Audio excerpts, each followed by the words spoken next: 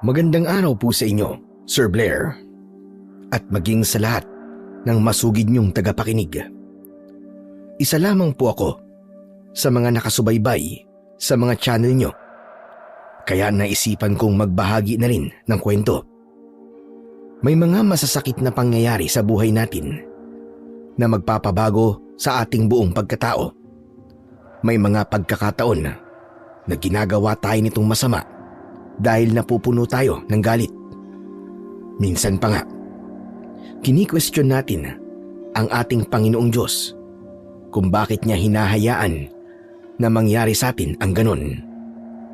Pero darating ang panahon na malalaman natin ang dahilan kung bakit kinailangan nating pagdaanan ang lahat ng yon. Itago niyo na lang po pala ako sa pangalang Arthur. At ito ang aking kwento. Hindi na bago sa akin ang mga kwentong aswang dahil lumaki ako sa pamilya ng mga manunugis at antingero. Meron ding albularyo sa aming pamilya. Bata pa lang ako ay alam ko nang magiging isa ko sa mga yon.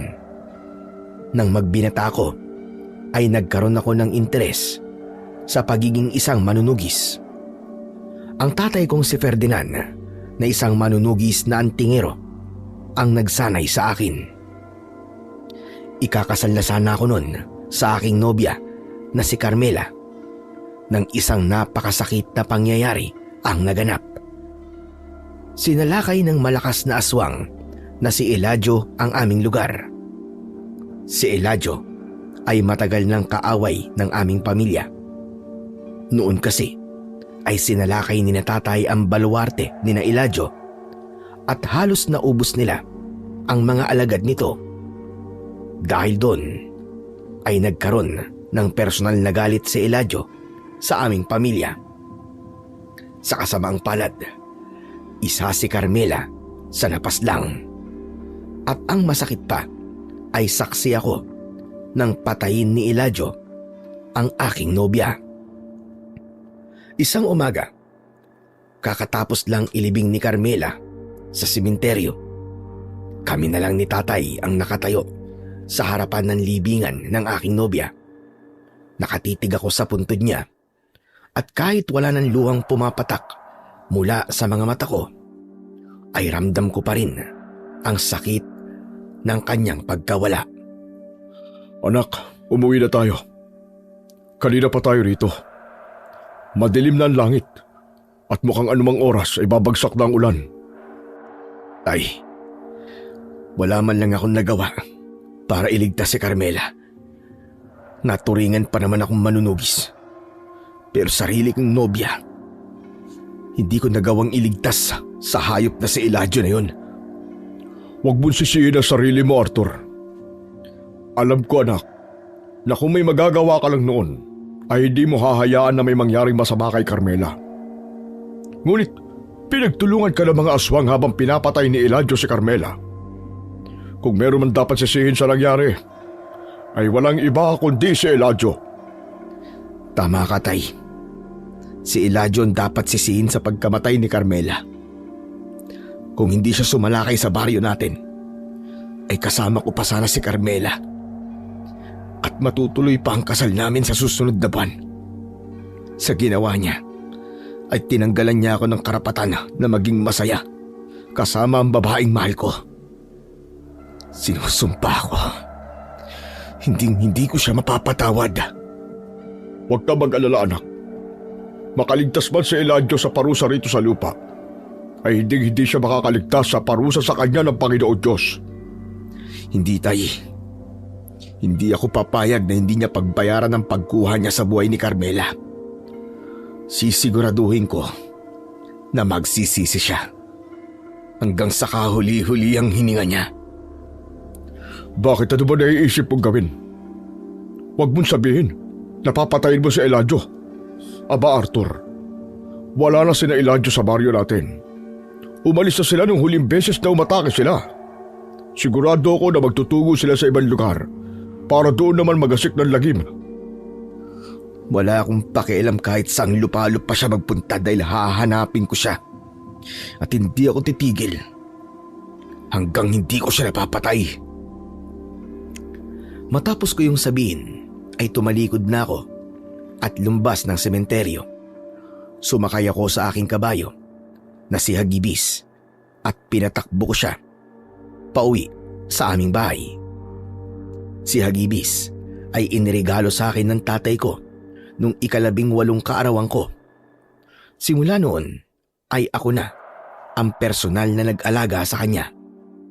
Para sa akin ay hindi simpleng kabayo lang si Hagibis, kundi isang kaibigan na naging saksi sa lahat ng malulungkot at masasayang pangyayari sa buhay ko simula nang nakasama ko siya. Pagdating sa bahay ay dumiretso ko sa aking kwarto. Kinuha ko ang isang may kalakihang bag. Binuksan ko ang baul na nasa sulok at mula roon inilabas ko ang mga sandata ko sa pakikipaglaban sa mga aswang. Naroon ang aking pistol na ginagamit sa malayuang pag-atake. Ang aking balaraw naman ay para sa malapitang pakikipaglaban, habang ang aking latigo na pinakasanay akong gamitin ay para rin sa malayuan at malapitang pag-atake. Yung tipong napapalibutan ako. At lahat ng yon ay inilagay ko sa bag kasama ang mga bala ng pistol. Habang naglalagay ako ng mga damit sa bag ay pumasok si tatay sa aking kwarto. Teka, anong ginagawa mo? Bakit ka nag-iimpake, anak? Hindi pa po ba malinaw sa inyo sinabi ko kanina? Hahanapin ko si Eladio at pagbabayarin ko siya sa pagpatay niya kay Carmela. Hindi ako makakapayag na basta na lang niya matatakasan ang kasalanan niya sa akin. Pwede bang huminahon ka na muna, Arthur? Pakalmahin mo ang sarili mo at huwag kang basta-basta magdidesisyon habang mataas ang iyong emosyon. Sigurado na ako, Tay. Ito ang gusto kong gawin. Ang ipaghigante si Carmela at bigyan ng katarungan ng pagkamatay niya. Malakas na uri ng aswang sa Eladio, anak. Sa tingin mo ba ay kakayanin mo siya? Noon nga hindi natin siya nagawang mapatay kahit kasama ko pa ang lolo mo. At ang isa kong kapatid. Ikaw na rin po nagsabi sa akin noon na isa akong mahusay na manunugis. Ilang aswang na po nagawa kong patayin. At para sa akin ay walang kaibahan si Eladio sa kanila. Meron pala siyang pinagkaiba. Siya ang pumatay sa babaeng dapat ay pakakasalan ko. Arthur, huminahon ka, iho. Pwede bang makinig ka muna sa akin? Malaki ang posibilidad na mapahamak ka sa gagawin mo na yan, lalo na't mag-isa ka lang. Nawalan na ako ng asawa dahil sa mga aswang. At ayoko mawalan din ako ng anak nang dahil sa mga halimaw na yun. Natigilan ako sa sinabi ng tatay ko. Tumingin ako sa kanya at nakita ko na nangilid ang kanyang luha. Gaya ng aking nobya ay pinatay din ng mga aswang noon si nanay. Namatay siya na pinoprotektahan ako nung bata pa ako.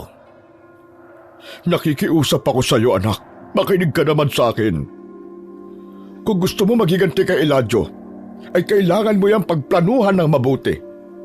Oo, hindi ko'y kinakailangan na mahusay at malakas kang talaga. Pero kung kikilos ka ng padalos-dalos, baka'y kapahamak mo pa yan. Pero di ba tayo naiintindihan niyo naman ako? Nangyari na rin po ito sa inyo noon. Namatay ang babaeng mahal mo ng dahil sa mga aswang. Dapat ay alam nyo kung ano ang nararamdaman ko ngayon. Alam kong nararamdaman mo at alam ko kung gaano yung kasakit. Pero Arthur, makinig ka sa akin. Walang magiging resulta ang gagawin mo. Maniwala ka. Kilala mo po ako na palaging sinusunod kung ano ang sasabihin nyo, Tay. Pero pasensya na po kayo dahil sa pagkakataong ito. Ang gusto ko naman ang masusunod. Ipaghihiganti ko pa rin si Carmela. Hindi ako titigil hanggat hindi ko napapatay si Eladio.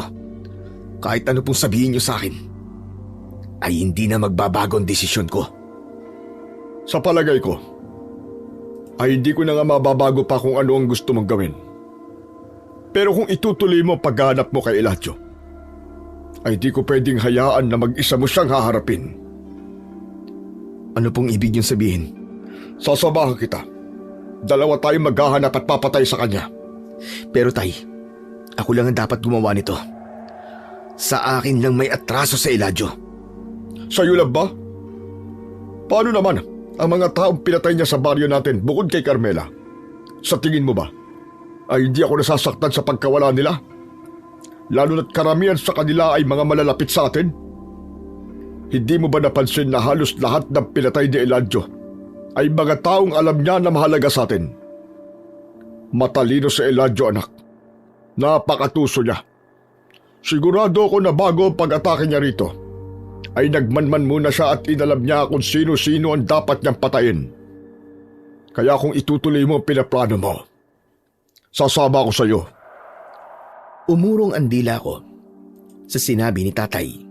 Nakita ko sa mukha niya na seryoso siya sa kanyang sinabi at alam kong wala akong magagawa kundi ang pumayag sa kung ano ang gusto niya. Kinagabihan, matapos namin maghapunan, ay muli kaming nag-usap ni tatay. Nasa kusina kami at magkaharap kaming nakaupo sa aming hapagkainan. Nakapagdesisyon ka na ba? Itutuloy mo pa rin ba ang paghahanap kay Eladio? Opo, tay. Desidido na po akong patayin ng hayop na aswang na yon. At pumapayag na rin po ako na samahan niyo ko.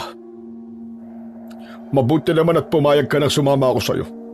Gaya na sinabi ko, anak, kailangan natin magkaroon ng solidong plano. Una ay dapat nating alamin kung saan lugar susunod na atake si Eladio. Sa palagay ko, ay di siya sasalakay sa mga baryo malapit sa atin. Mas pipiliin niya sa malayo upang hindi natin yun malaman, para walang pipigil o lalaban sa kanya. Handa po akong isa-isahin ng lahat ng baryo para lang mahanap si Eladio. Kahit bukas, ay kaya kong magsimula sa paghahanap sa kanya. Huwag muna tayong kikilos ngayon. Mas makakabuti kung maghintay muna tayo ng balita kung saan umaatake si Eladio. Pero kung tama po kayo sa malayo siya atake, malamang ay matatagalan bago makarating sa atin ang balita kung nasan siya. Wala tayong magagawa. Mas mahihirapan tayo kung iisa-isahin natin ang bawat baryo. Ang ibig niyo po bang sabihin matatagalan pa bago ko maipagiganti si Carmela? Ganun na nga, Arthur, anak. Pero hindi rin tayo sigurado, malay mo. Bukas o sa makalawa ay may makarating na sa atin balita kung nasan si Eladio. Tay, hindi ko na po kaya maghintay na matagal. Isa pa, kung wala tayong gagawin sa ngayon, kundi ang maghintay, ay marami pang mapapatay ang hayop na demonyong yon. Ngunit kung magpapadalos-dalos tayo, ay tayo ang mapapahamak.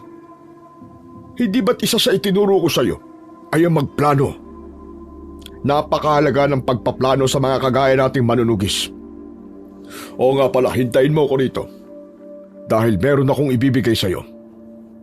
Tumayo si tatay at pumasok siya sa kanyang silid.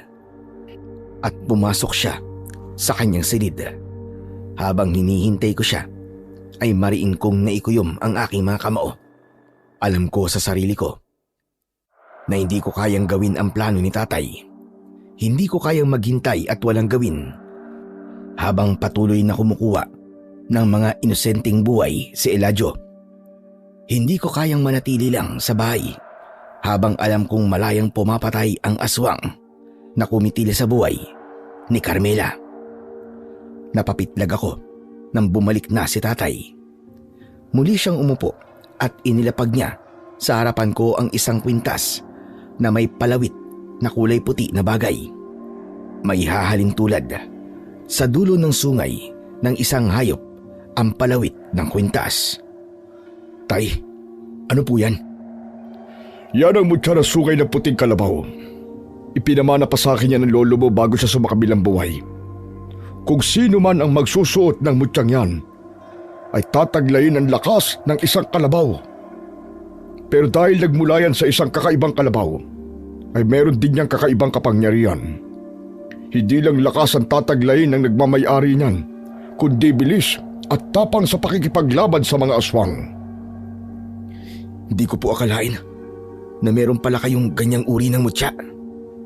Kahit isang beses ay hindi ko pa po nakita na suot nyo yan ha. Dahil nung pinamana sa akin yan ni tatay, ay naisip ko na hindi ko yan gagamitin. Bagkus, ay ipapamana ko yan sa'yo. Dahil noon pa man, ay nakita ko na magiging isa kang manunugis. At ito ang tamang panahon para ibigay ko sa'yo ang mutya na yan. Seryoso po ba kayo, Tay? Mukha ba ako nagbibiro? Ay, hindi naman po. Hindi lang po ako makapaniwala na ipagkakatiwala nyo kagad sa akin ang ganyang klase ng mutya. Sa ilang taon mo bilang manunugis, ay nakita ko ang lakas at abilidad mo, anak. Saksi ako kung paano ka nagsanay noon, na kahit nahihirapan ka ay hindi ka sumuko. Nakita ko rin ang napakaraming beses na nakipaglaban ka sa mga aswang. Alam ko na kagaya ko, gusto mong ipagtanggol ang mga taong walang kalaban-laban. At ang mga yon ay sapat ng dahilan para ibigay ko sa iyo ang mutyang yan. Inutusan ako ni tatay na isuot ko ang mutya ng sungay ng puting kalabaw. Kinuha ko yon at isinabit ko sa aking leg. May kakaibang kilabot akong naramdaman. Parang may mahinang bultahe ng kuryente ang mabilis na gumapang sa buong katawan ko. Isang papel ang inabot sa akin ni tatay at aniya ay nakasulat roon ang dasal na kailangan kong iusal bago ko matulog upang hindi mawala ang taglay na kapangyarihan ng mutya. Tutal, anumang araw ay makakaharap mo si Eladio, ay mas mabuti na may mutyang makakatulong sa iyo para talunin siya. Gaya na sinabi ko ay napakatuso ni Eladio, anak. Hindi siya katulad ng ibang aswang na nakaharap natin. Matalino siya at nag-iisip. Maraming salamat po sa tiwala nyo. At sa mutyang ito, mas lalo po tuloy akong nagkaroon ng lakas ng loob na harapin at patayin si Eladio. Mabuti kung ganon. Sa ngayon ay wala tayong ibang dapat gawin kundi ang maghintay. Kaya mo bang mangako sa akin na hindi ka gagawa ng anumang bagay na ikagagalit ko? Gaya po ng ano, Tay? Gaya ng pagsuway sa kung anong napag-usapan natin ngayon. Nangangako po ko na kung ano ang plano natin, ay yun po ang gagawin ko. Aasahan kung tutuparin mo ang pangako mo na yan. Sige na, matutulog na ako. Ikaw na ang bahalang magsarado ng pinto at mga bintana. Nang pumasok na si tatay sa kanyang kwarto, ay hinawakan at tinignan ko ang mutya ng puting kalabaw na nakasabit sa aking leg. Kahit hindi ko pa yun nadadasalan, ay ramdam ko na kagad ang taglay nung kapangyarihan. Kaya nasabi ko na isa nga yung makapangyarihang mutya. Pagsapit ng hating gabi, ay humiga na ako sa kama. Agad akong nakatulog dahil sa labis na antok. Ngunit hindi nagtagal ay nagising ako. Habol ko ang aking paghinga. Tagaktak ang malamig na pawis sa aking noo at nanginginig ang aking katawan. Napanaginipan ko kasi ang pagpatay ni Eladio kay Carmela. Napakalinaw ng lahat na para bang ibinalik ako sa tagpong yun. Hayop ka, Eladio. Hinding-hindi kita mapapatawad. Papatayin kita. Papatayin kita. Mas naging maalab ang galit ko. Nang oras na yon, ay walang ibang nasa isip ko, kundi ang maghiganti. At alam ko na hindi ko kayang maghintay ng matagal para makuha ang hustisya na nararapat para kay Carmela. Agad akong nagdesisyon na suwayin ang tatay ko. Kinuha ko ang aking bag at inilagay kong muli roon ang aking mga sandata. Naglagay din ako ng ilang damit at pera. Pinalitan ko ang suot ko ng komportableng pantalon at damit na may mahabang manggas. Nang lumabas ako ng kwarto, ay sandali akong huminto. Tumingin ako sa nakasaradong pinto ng kwarto ni tatay. Tay, alam kong magagalit ka sa gagawin ko. Pero hindi ko na kayang maghintay ng ilang araw pa para makaharap sa Eladio. Huwag po kayong mag-alala dahil gagawin ko ang lahat para magtagumpay ako sa pagpatay sa kanya. Sana ipagdasal niyo na lang po na makabalik pa ako rito ng buhay. Matapos yun ay lumabas na ako ng bahay. Siniguro ko na hindi ako gumawa ng kahit maliit na ingay na ikakagising ni tatay. Sa labas ay inilabas ko sa kwadra ang kabayo kong si Agibis at sumakay ako sa kanya. Dumaan muna ako sa sementeryo at pinuntahan ko ang puntod ni Carmela. Lumuhod ako sa harapan ng kanyang puntod at hindi ko napigilan ang pagkawala ng aking luha. Carmela, patawarin mo ko kung hindi kita nagawang iligtas. Patawad kung wala akong nagawa kundi ang panoorin ng walang awang pagpatay sa iyo ni Eladio. Kung di sana nangyari yun, ay masaya pa rin tayong magkasama ngayon habang pinaplano natin ang ating nalalapit na kasal. Pero huwag kang mag-alala, Carmela. Dahil hindi ako papayag na hindi mabigyan ng hustisyang ginawa sa iyo ng hayop na si Eladio na yun. Papatayin ko siya. Hahanapin ko siya kahit saan lugar siya magpunta. Ipaparamdam ko sa kanya ng triple ang sakit na ipinaramdam niya sa iyo. Pangako, hindi ako titigil hanggat di ko nakukuha ang katarungan na nararapat para sa iyo at sa lahat ng taong pinatay ni Eladio. Mahal na mahal kita, Carmela. Sana'y gabayan mo ko sa bawat takbang na gagawin ko simula ngayon. Nanatili pa ako ng ilang sandali sa tabi ng puntod ni Carmela. Sinariwa ko ang masasaya naming alaala nung buhay pa siya. Pakiramdam ko ay nababaliw na ako dahil may mga pagkakataon na napapangiti ako sabay biglang iyak. Napakalalim ng sugat na iniwan sa puso ko ng pagkamatay ni Carmela at alam ko na ang kamatayan lamang ni Eladio ang makapaghihilom sa sugat na yon. Maya-maya pa ay umalis na ako sa sementeryo sakay ng aking kabayo. Nagsimula na akong maglakbay para hanapin si Eladio. Naniniwala ako na gagabayan ako ng Diyos at dadalhin niya ako sa lugar kung saan ko makikita ang aking hinahanap. Mabilis na lumipas ang mga araw at hindi ko namalayan na 1 linggo na pala akong naglalakbay sa iba't ibang baryo para hanapin si Eladio. Doon ko napagtanto na tama nga ang plano ng tatay ko. Mas makabubuti kung maghihintay kami ng balita kung saan umaatake si Eladio.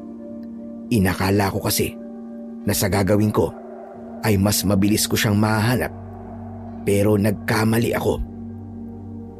Pero dahil nasimulan ko na ang paghahanap kay Eladio, ay pinanindigan ko na yon.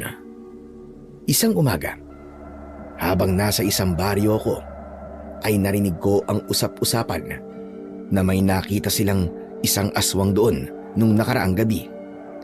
Bilang isang manunugis, ay hindi ko kayang umalis sa lugar na yon nang hindi sila ligtas mula sa aswang.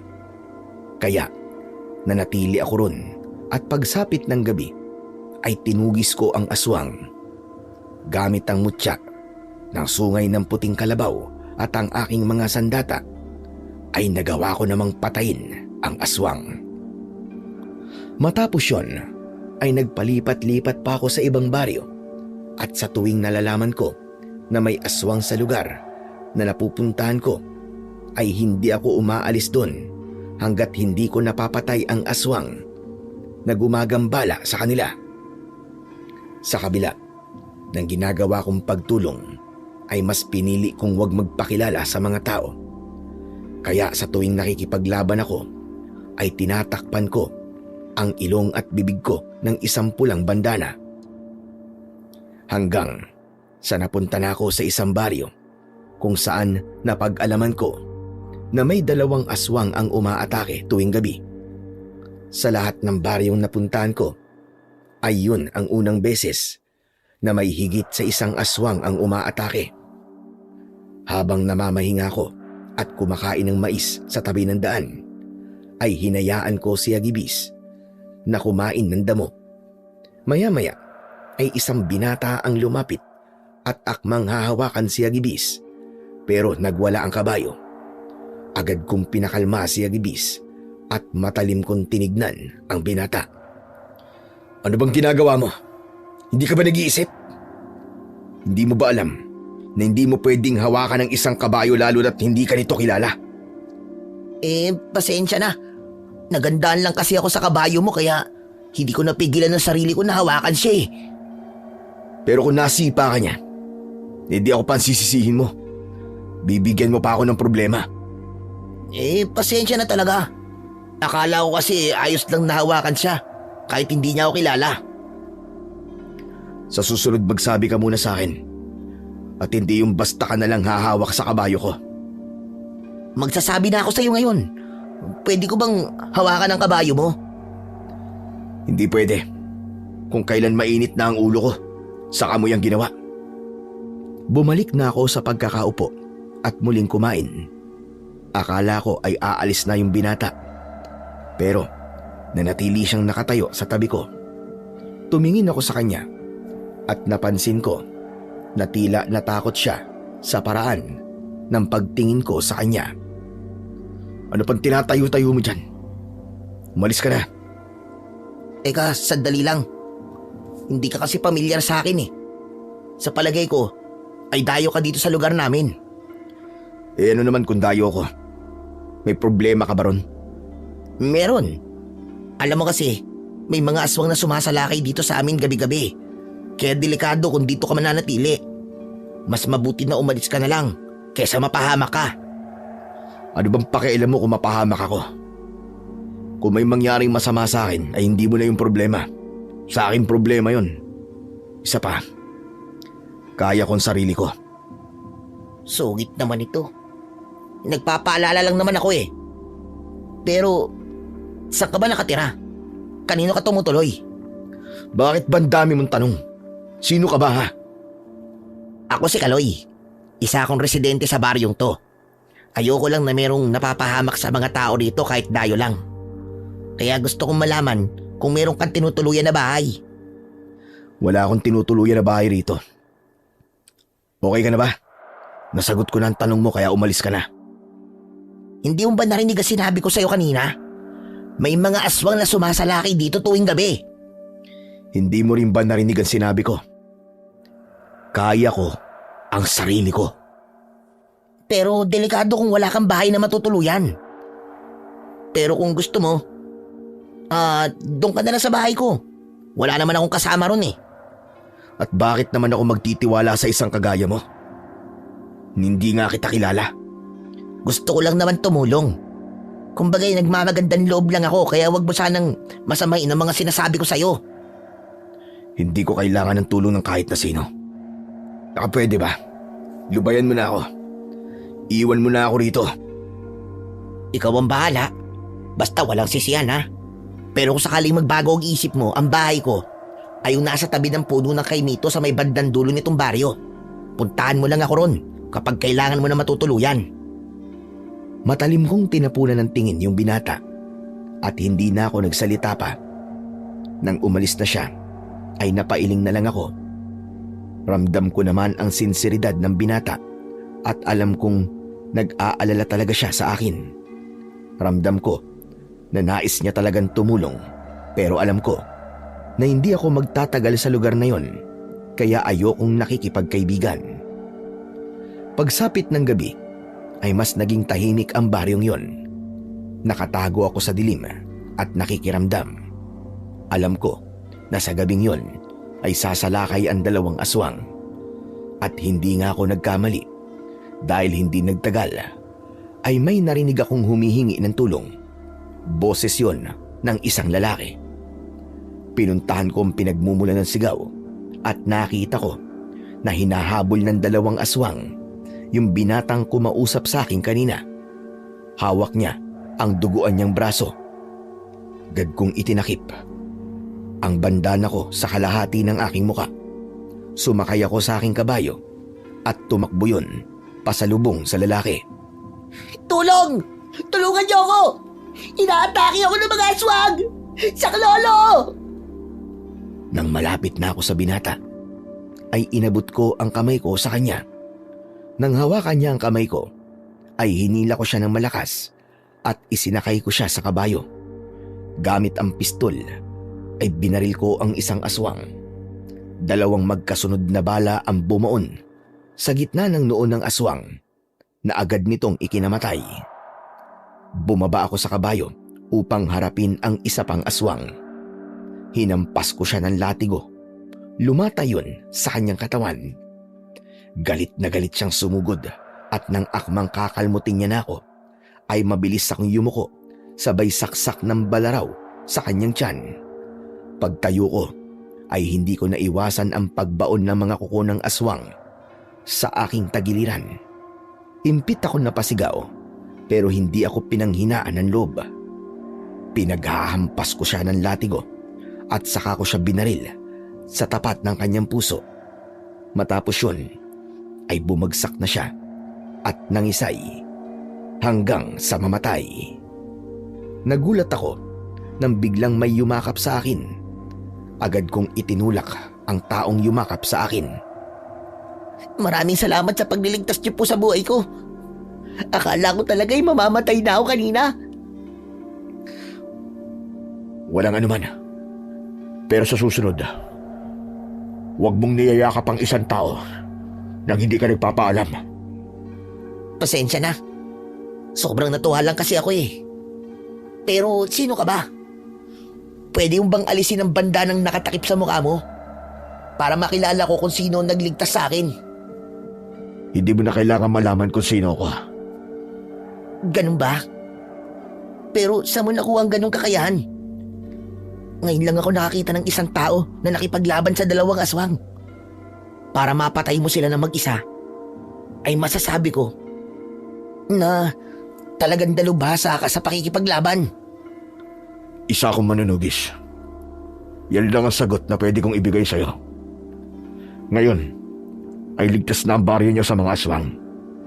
Sabihin mo sa lahat na wala na kayong dapat na ikatakot pa. Sige po. Sasabihin ko po sa kanila na isang magiting na kabalyero ang pumatay sa mga aswang. Sigurado ko na matutuwa silang lahat. Maraming salamat sa pagligtas mo sa aming lahat. Anong kabalyero ang sinasabi mo? Hindi porke meron akong kabayo, ay isa na akong kabalyero. Ganun ba? Akala ko kasi isa kang kabalyero eh. Kumusta pala ang sugat mo sa tagiliran? Mukhang napuruhan ka. Ang daming dugo oh. Huwag kang mag-alala. Ayos lang ako. Sanay na ako sa ganitong sugat dahil hindi na bago sa akin ang masugatan sa tuwing naikipaglaban ako sa mga aswang. Tatalikod na sana ako, pero naramdaman ko ang pag-igting ng sakit sa aking sugat. Napahawak ako roon at hindi ko napigilan ang mapangiwi. Muntik pa nga akong mabuwal. Mabuti na lamang at nagawa kong humawak sa aking kabayo. Nakita mo na? Hindi ka okay. Ang mabuti pa sumama ka sa akin sa bahay para magamot ko sugat mo. Hindi na kailangan. Baka mas lalong lumala ang sugat ko lang dahil sa'yo. Grabe siya. Huwag ka mag-alala. Dahil isa akong albularyo. May kaalaman ako sa paggagamot. Isa pa, gusto ko rin makabawi sa pagliligtas mo sa buhay ko eh. Hayaan mo kong ibalik sa'yo ang tulong na ginawa mo sa akin. Initigan ko ang binata at nakita ko sa mga mata niya ang matinding kagustuhan niyang tulungan ako. Hindi ako pwedeng maglakbay nang may sugat ako, kaya pumayag na lang ako sa alok ng binata. Sumama ako sa bahay niya. Isa yung maliit na kubo. Pinaupo niya ako sa sahig na yari sa kawayan at agad niyang inihanda ang mga kailangan niya para gamutin ang aking sugat. Hindi nagtagal ay inumpisahan niya ng linisin ang sugat sa tagiliran ko. Siguradong masakit to kaya tiisin mo lang. Grabe, ang lalim ng sugat mo. Sanay ako sa sakit. Kaya gawin mo na lang ang dapat mong gawin. Ako nga pala si Kaloy. Ikaw, anong pangalan mo? Hindi ba sinabi ko na kanina na hindi mo na kailangan malaman kung sino ako? Napaka-misteryoso mo pala. Hindi mo na nga sinasabi ang pangalan mo. Hindi mo pa pinapakita ang buong muka. Alam mo, mas mabuti na magpakilala ka sa mga tao rito. Sigurado ako na magpapasalamat silang lahat sa'yo. Sobrang laki kasi ng nagawa mong tulong sa aming lahat. Kung di mo na itatanong, mag-iisang buwan nang umaatake yung 2 aswang na yun dito sa amin. At ikaw lang ang nakapatay sa kanila. Hindi ako tumutulong para purihin at pasalamatan. Sapat na sa akin na malamang ligtas na kayong lahat dito mula sa mga aswang. Talaga palang kahanga-hanga ka. Bihira akong makakilala ng taong kagaya mo na kahit nakakatulong ay ayaw pasalamatan sa kanyang kabayanihan. Pwede ba tumahimik ka na lang muna? At gamutin mo na lang ang sugat ko para matapos na tayo rito. Ay sige. Hindi na muna ako magsasalita. Pasensya ka na. Natutuwa lang kasi akong kausap ka eh. Hindi ko na sinagot ang sinabi niyo ni Kaloy dahil alam ko na hindi siya tatahimik hanggat sinasagot ko ang mga sinasabi niya. Hinayaan ko na siyang gamutin ang sugat ko at makalipas ang ilang sandali ay natapos na siya. Masasabi ko na mahusay siyang albularyo dahil nagawa niyang pahintuin ang pagdugo ng aking sugat. Bukod doon ay maayos din ang bendang inilagay niya sa akin. Salamat sa paggamot mo sa sugat ko, Kaloy. Walang anuman po. Isang karangalan para sa akin na matulungan ng taong nagligtas sa buhay ko. May isang pabor pala akong hihingin sa'yo. Ano yun? Sabihin mo lang. Kahit ano pa yan. Kahit di ko kaya, gagawin ko. Ganyan kakalakas sa akin eh. Makikitulog sana ako rito sa bahay mo. Kahit 1 o 2 oras lang. Di kasi ako pwede magpatuloy sa paglalakbay nang hindi ako nakakapagpahinga na maayos. Yun lang ba? Sus, walang problema yun kung gusto mo dito ka pa tumira habang buhay eh. Hindi ko kailangan manirahan dito na matagal. May misyon akong dapat na gawin. Ano ka mo? Anong misyon? Hindi mo na kailangan malaman pa. Kailangan ko na magpahinga. Dahil aalis din ako dito bago sumikat ang araw. At pakiusap. Huwag mong tatangkain na alisin ang bandanang nakatakip sa aking mukha. Dahil kapag ginawa mo yan, ay hindi ako magdadalawang isip na gawin sa iyo ang ginawa ko doon sa 2 aso na pinatay ko kanina. Seryoso ako, di ako nagbibiro. Huwag ka mag-alala. Nire-respeto ko ang desisyon mong huwag ipaalam sa akin kung sino ka. Hindi ako gagawa ng bagay na ikagagalit mo habang natutulog ka. Sige, doon ka na lang matulog sa papag. Dito na lang ako sa sahig. Ang totoo ay hindi ako seryoso sa sinabi ko. Hindi ko kayang saktan si Kaloy kahit paalisin niya ang bandana sa aking muka. Sinabi ko lang yon para matakot siya na alamin kung sino nga ba talaga ako. Tumayo na ako at inilagay ko sa isang sulok ang aking dalang bag. Matapos yon ay humiga na ako sa papag. Nang dahil sa matinding pagod, ay agad akong nakatulog. Mahigit 2 oras akong nakatulog. Pagbangon ko, ay nakita ko si Kaloy na mahimbing na natutulog sa banig na nakalatag sa sahig. Binuksan ko ang bintana at doon ko nalaman na sumisikat na ang araw. Kinuha ko ang aking bag at tahimik akong lumabas ng kubo. Nilapitan ko ang kabayo kong si Hagibis at inalis ko ang pagkakatali niya sa isang puno. Hinaplos ko ang muka ng aking kabayo. Nabigo na naman tayo mahanap si Elijah sa baryong to. Pero di bale, ang importante ay muli tayong nakatulong.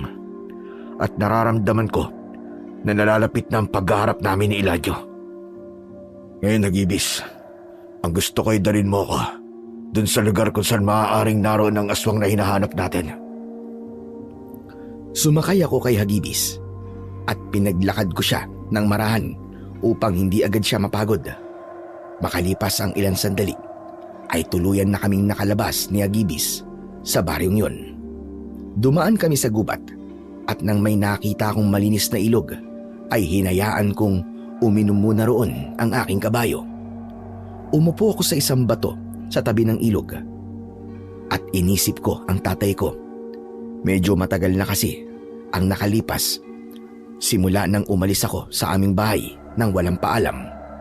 Sigurado ko na araw-araw na nag-aalala ang tatay ko sa akin. Kaya gusto ko na ring matapos ang aking misyon para makauwi na ako sa amin at makasama ko ng muli si tatay.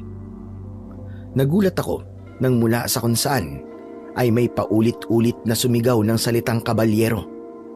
Napalingon ako sa likod at napakunot ako ng noo nang makita ko si Kaloy na palapit sa akin. May nakasukbit na bag sa likuran niya. Habol niya ang kanyang paghinga nang nakalapit na siya sa akin. Ay, Diyos ko. Grabe, nakakapagod. Kanina pa kita hinahanap. Mabutit nakita kita. Sino ba kasi may sabing sundan mo ko? At anong ginagawa mo rito? Alam kong ikaw ang kabalyerong nakipaglaban sa mga aswang kagabi. Ha? Ano ba sinasabi mo? Hindi ako nakikipaglaban sa mga aswang kaya nagkakamali ka sa sinasabi mo. Huwag ka na magkaila. Kanina lang ay naisip ko ang pagkakapareho mo dun sa nakipaglaban sa mga aswang kagabi. Parehas kayong may kabayo at magkamukha ang kabayo niyong dalawa. Hindi mo ba alam na maraming kabayo na may ganitong itsura? Parehas kayo ng katawan at ng tangkad. Normal lang yun. Maraming tao ang kasing katawan ko at kasing taas ko. Eto, hindi ka na makakalusot dito. Mas lumapit pa si Kaloy sa akin at nagulat ako nang mariin niyang hawakan ang sugat sa tagiliran ko. Aray ko! Oh, sabi ko na nga ba eh. May sugat ka sa tagiliran mo. Ikaw nga yung kabalyerong nakipaglaban sa mga aswang kagabi. Wala ka ng lusot ngayon. Binunot ko ang balaraw ko at itinutok yun sa leeg ni Kaloy. Nanlaki ang kanyang mga mata at tinitigan ko siya ng matiim. Oo, inaamin ko na. Ako nga ang pumatay sa mga aswang sa baryo nyo kagabi. Pero subukan mo lang sabihin sa ibang nalalaman mo. At papatayin talaga kita. Alam kong hindi mo ko kayang patayin. Kasi mga aswang lang ang pinapatay mo. Huwag ka mag-alala kasi wala naman akong balak na ipagsabi sa iba ang katauhan mo eh. Kapag may ibang nakaalam kung sino ko, babalikan kita. Hindi mo na ako kailangan balikan. Kasi, sasama ako sa'yo. Ano ka mo? Ano sinasabi mo sasama ka sa akin? Gusto kitang tulungan sa misyon mo. Hindi ba? Nabanggit mo sa akin kagabi na meron kang misyon. Gusto kong makasama sa kung ano man ang gusto mong gawin.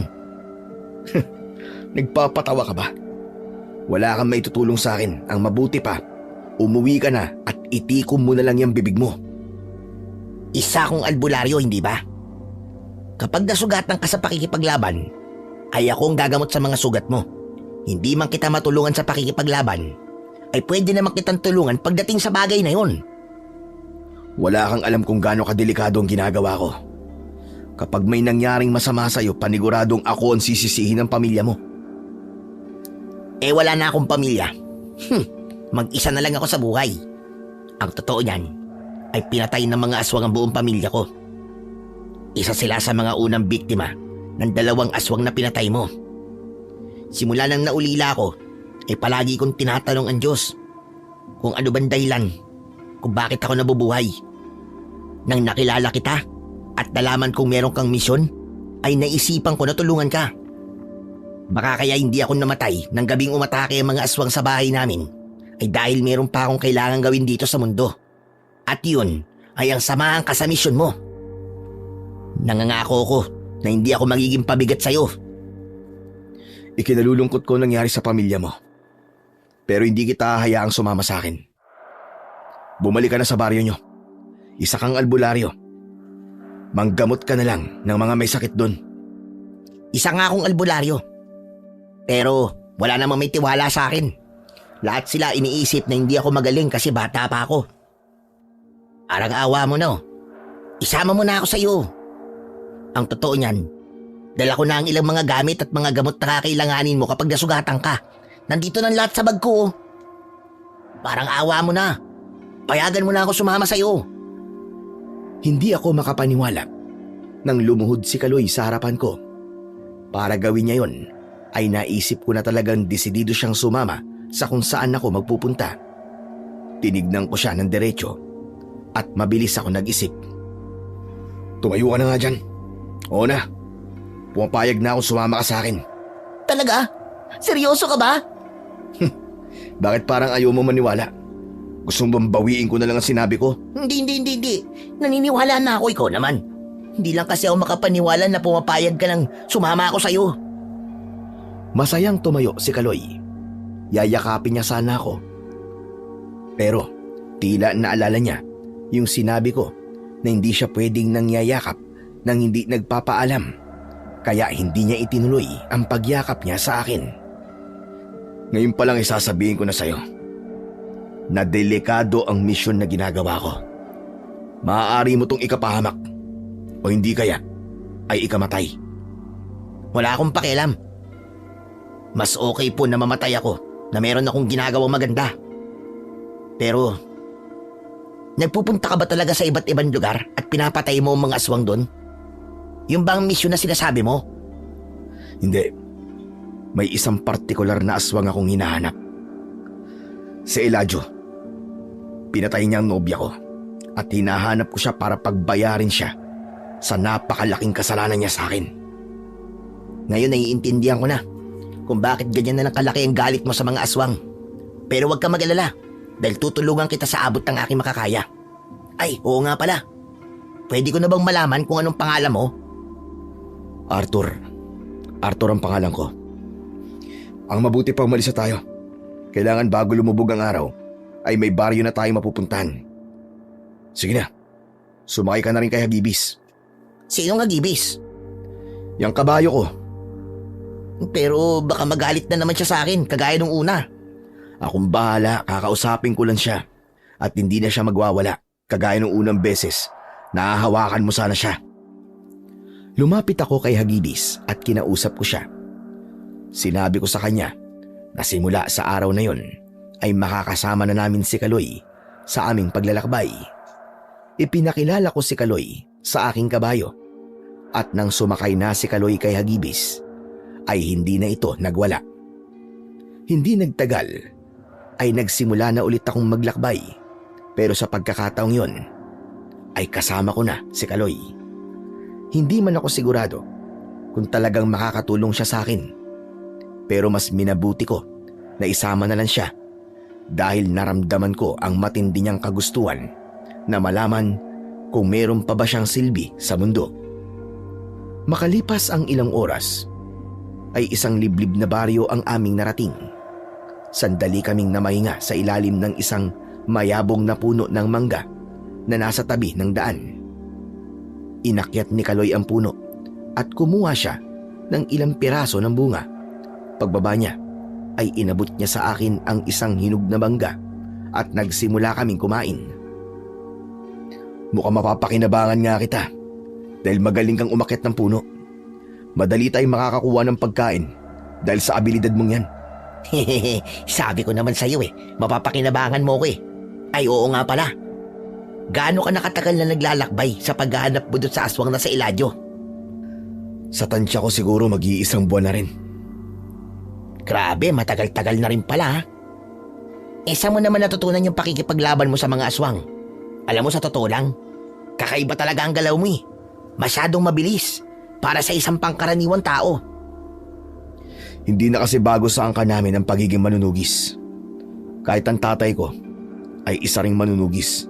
Siya nagsanay sa akin. Meron din kaming mga antingero at albularyo sa aming pamilya. At itong suot kong kwintas, ito ang mutya ng sungay ng puting kalabaw. Ito ang nagbibigay sa akin ng karagdagang lakas at bilis sa tuwing naikipaglaban ako sa mga aswang.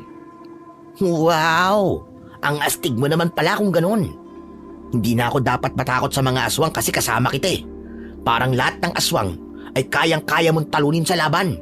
Wala silang lahat binatbat sa'yo. Sisiw lang sila.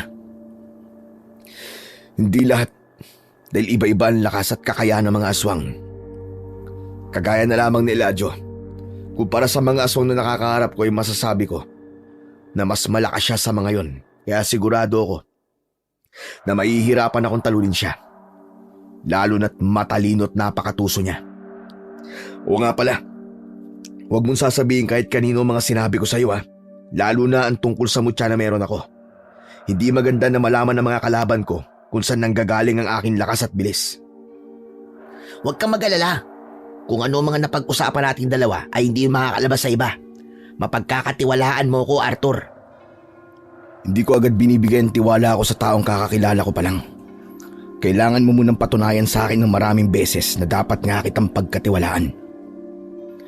Pero iniisip ko, kung may aswang ba sa baryong to, mamaya ay aalamin ko ang nangyayari dito. Bakit mamaya pa? Kung pwede naman ngayon na. Nagpapahinga pa ako. Mamaya na lang. Eh di ako na lang ang kikilos. Dito ka lang at ako na ang bahalang sumagap ng chismis kung meron bang aswang sa lugar na to. Basta dito ka lang ha, huwag kang aalis ha. Babalik agad ako. Baka mamaya iwan mo ko. Hindi na ako hinintay ni Kaloy na makapagsalita at nagmadali na siyang umalis. Alam ko na nagpapakitang gilas si Kaloy sa akin. Gusto niyang ipakita na talagang mapapakinabangan ko siya, kaya hinayaan ko na siya sa kung ano ang gusto niyang gawin. Habang mag-isa ko ay pinagmasdan ko ang kapaligiran. Kapansin-pansin na hindi ganun karami ang mga taong nasa labas. Masasabi kong simple ang pamumuhay ng mga tao roon. Maraming malawak na taniman ng palay at mga gulay sa hindi kalayuan. Matyaga akong naghintay na bumalik si Kaloy. Makalipas ang mahigit kalahating oras ay bumalik na si Kaloy at napansin ko ang pagkabahala sa kanyang mukha. Ang bilis mo naman bumalik. Anong mga nalaman mo tungkol sa baryong to? Hindi maganda. At hindi ko na kailangan kumausap ng napakaraming tao para malaman kung anong nangyayari dito. Sa kasamaang palad ay may mga aswang na sumasalakay dito, Arthur. Hindi isa at hindi rin dalawa, kundi marami. Tama nga ang pakiramdam ko kanina pa. Napakabigat ng hangin dito. Kung ganon, dito na muna tayo. Kailangan ko ring malaman kung mga alagad ba ni Eladio ang mga aswang na sumasalakay dito. Pero saan tayo makikituloy dito? Hindi natin kailangan makituloy sa kung saan. Sanay ako na matulog sa kung saan-saan. Para pala tayong mga palaboy niyan. Nagre-reklamo ka ba? Pwede ka pa naman bumalik sa baryo nyo. Total, maaga pa naman. Hindi no. Ayoko nang bumalik doon. Basta kung nasan ka, ay nandun din ako. Simula ngayon, ay ako na ang dakilang alalay mo. Alalay? Hindi alalay ang tingin ko sa'yo, kundi kasama sa misyon ko. Oh, ano nangyayari sa'yo? Bakit naluluwa ka? Natas kasi ako sa sinabi mo eh. Hindi ko kasi akalain na hindi mo ko nakikita bilang alalay mo. Buong buhay ko kasi pakiramdam ko ay napakababa akong tao. Kahit may mga kakayahan akong manggamot, ay walang naniniwala sa kakayahan ko. Nasa maling lugar ka lang. Kapag hindi nakikita ng mga tao ang kakayahan at halaga mo, ay kailangan mong umalis dun.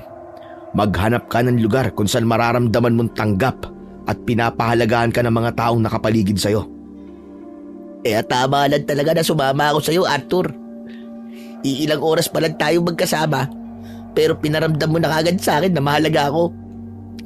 Maraming salamat talaga, Arthur ha. Hindi ako sanay sa gadong madramang eksena, pero hinayaan ko lang si Kaloy na mailabas kung ano ang kanyang nararamdaman. Doon pa lang ay nakita ko na magkakaroon ng mahalagang gampanin si Kaloy sa misyon na gusto kong tapusin. Kinagabihan ay nagtago kami ni Kaloy sa dilim. Inihanda ko na ang sarili ko sa posibilidad na pagsalakay ng mga aswang. Tinakpan ko na ng bandana ang kalahati ng aking muka hanggang sa may naramdaman akong kakaiba. Mas naging mabigat ang hangin at naging mainit ang paligid. Nararamdaman ko na may aswang na sa paligid. Kaloy, dito ka lang ha. At huwag kang aalis dito kahit na anong mangyari. Galingan mo, Arthur. Sigurado ako na kahit ilang aswang pa ang makaharap mo, ay kayang-kaya mo silang talunin lahat.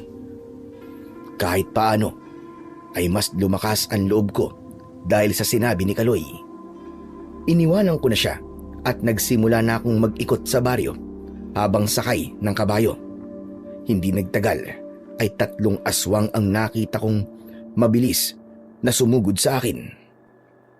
Alam kong hindi nila alam kung ano ang kaya kong gawin, kaya ganun na lang kalakas ang loob nila para atakihin ako. Pinatakbo ko ng mabilis si Agibis pasugod sa mga aswang. Pinaputokan ko ng pistol ang aswang na nasa gitna.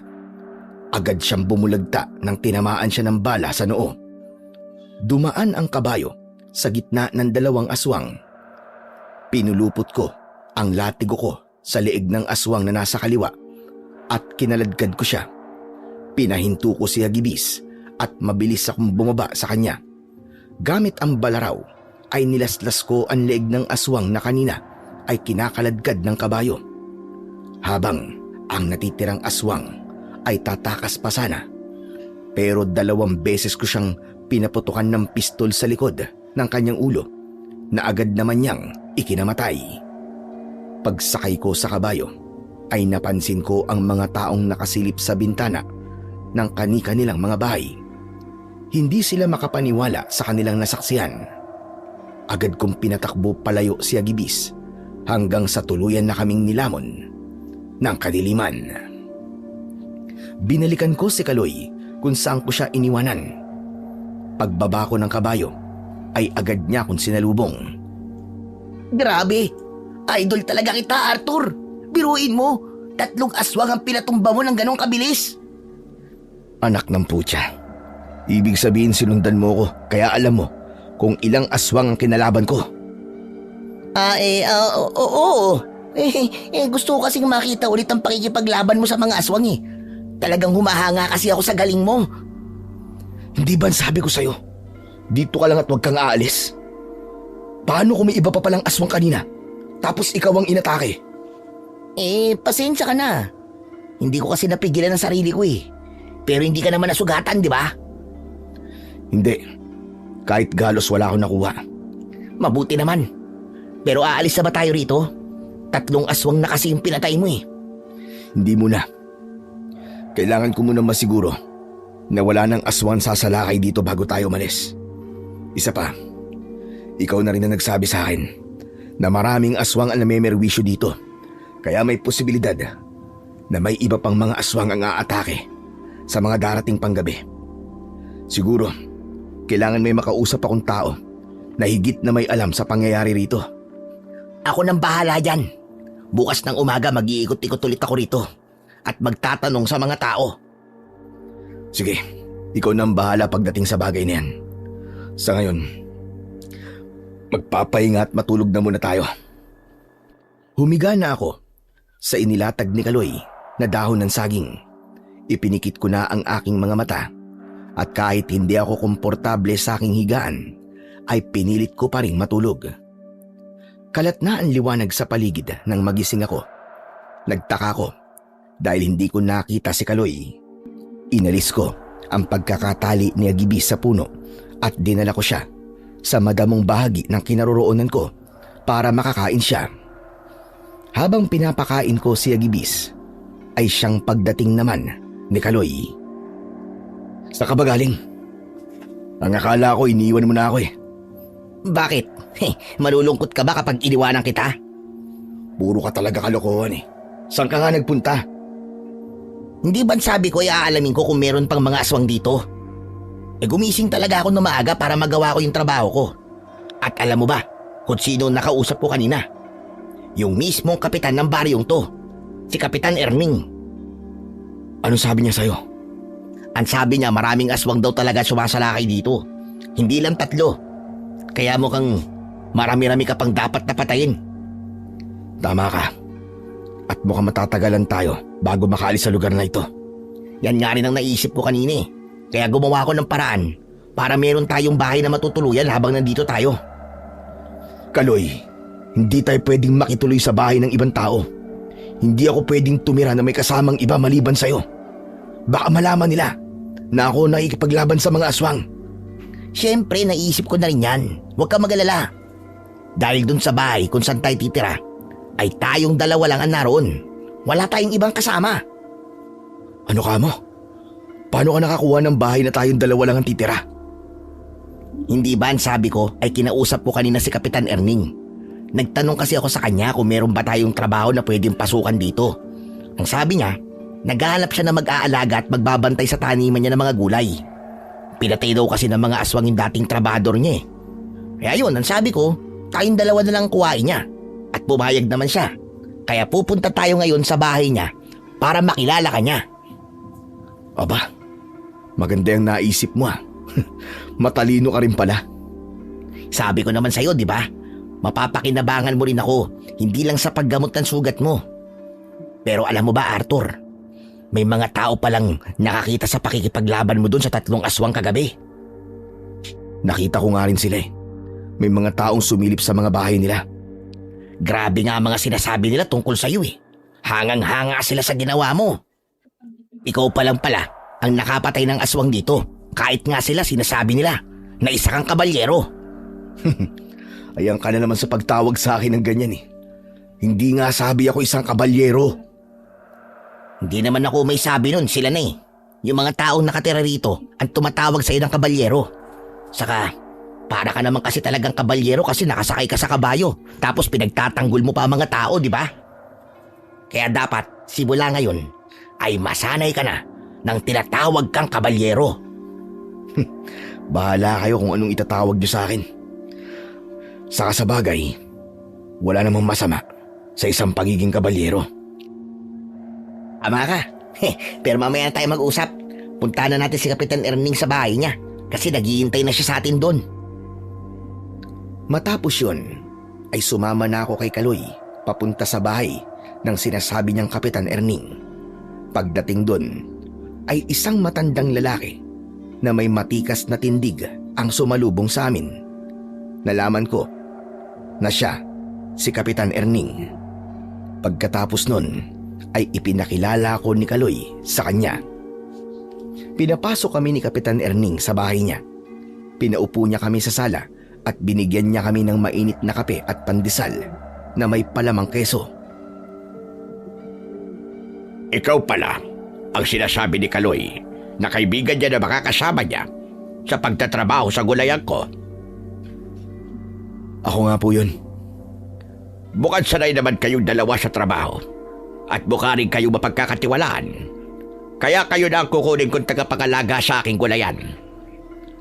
Kapitan, hindi po ba doon na rin kami titira sa kubo na nakatayo sa mismong gulayan nyo?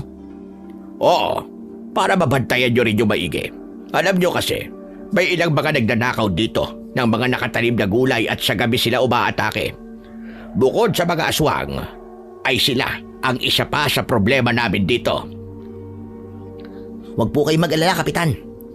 Si Arthur po ang bahala sa mga magnanakaw na yun. Hindi po sila uubra sa kaibigan kong to. Nakita niyo naman po ang muscle niya, di ba? Ang lalaki. Saka, sanay na sanay po siya sa pakikipaglaban. Ano ka mo? Pakikipaglaban? Ano po kasi? Ang ibig pong sabihin ni Kaloy ay nag-aral po ako ng martial arts.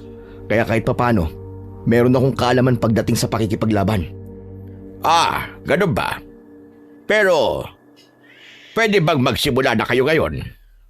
Oo naman po, wala pong problema. Kung ngayon na kagad kami magsisimula magtrabaho. Nasabi na rin po kasi sa akin ni Kaloy na pinatay ng mga aswang yung dating nagbabantay sa gulayan nyo. Tama po ba? Oo. Nakakaawa nga ginawa sa kanya ng mga aswang dahil pinatay siya ng walang kalaban-laban. Kaya lahat kami ay natutuwa dahil kagabi ay may isang kabalyerong nakipaglaban at pinatay yung 3 aswang. Kahit papano ay nagkaroon kami ng pag-asa na darating ang panahon na matatapos na ang problema namin sa mga aswang na yan. Talaga po bang marami pang aswang ang sumasalakay dito? Hindi lang yung 3 pinatay niya kagabi? Marami pa sila, Arthur. At sigurado ako na hindi sila titigil sa pagsalakay dito sa aming lugar. hanggat hindi napapatay ang kanilang pinuno. Pinuno? Merong pinuno ang mga aswang dito? Meron. Ang pangalan niya ay Eladio. Isang beses pa lang siya nagpakita sa aming lahat. Sinabi niya na uubusin niya ang lahat ng mga tao rito dahil dito sila magtatayo ng kanilang baluarte. Sa palagay ko, ay napili ni Eladio ang lugar namin dahil masyado itong liblib at malayo ito sa ibang baryo. Nagkatinginan kami ni Kaloy.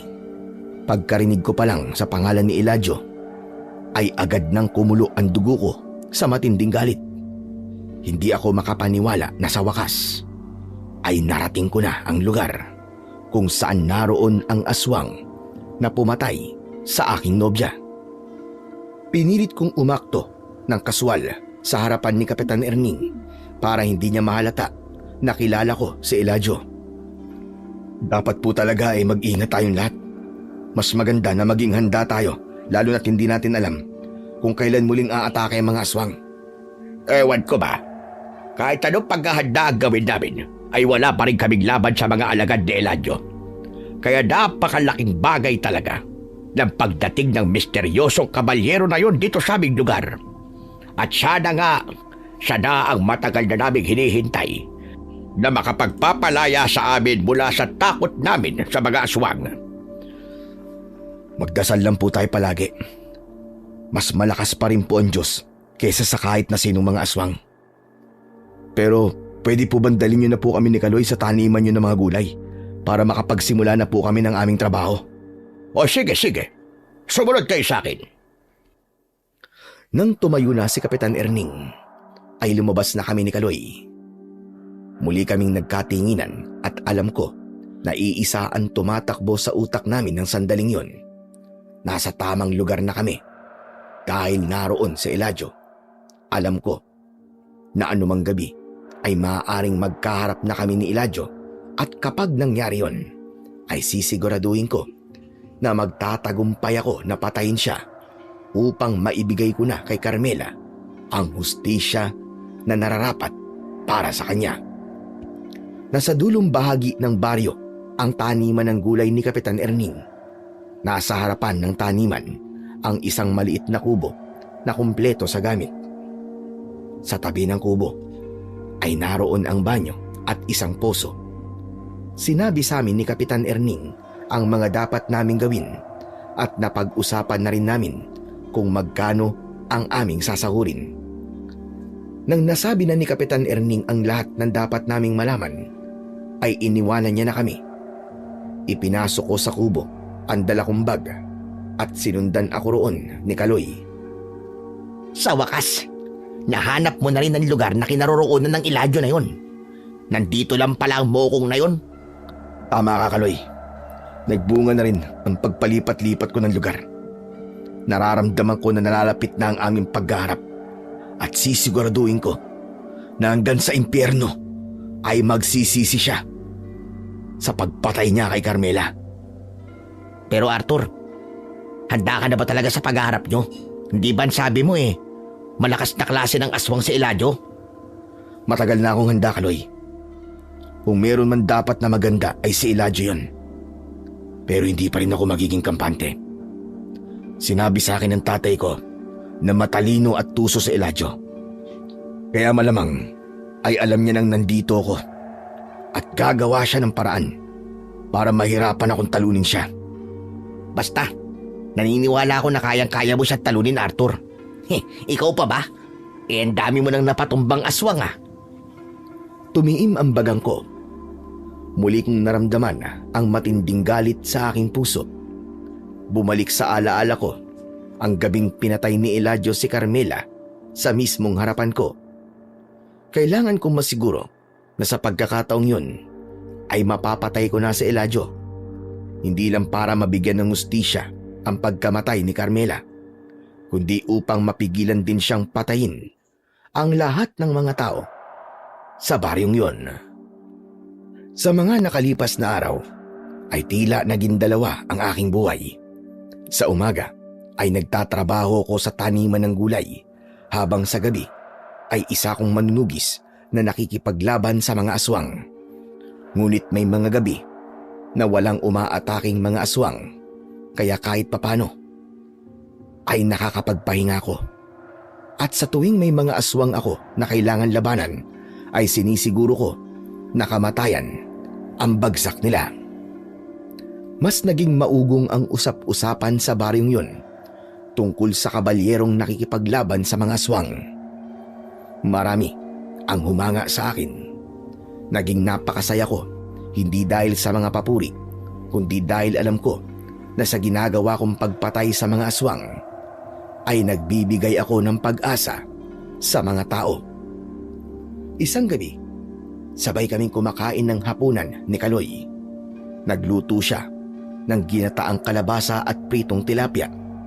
Habang kumakain, ay may iniabot na pera si Kaloy sa akin. Kahit hindi ko alam kung para saan yun, ay tinanggap ko pa rin ang pera.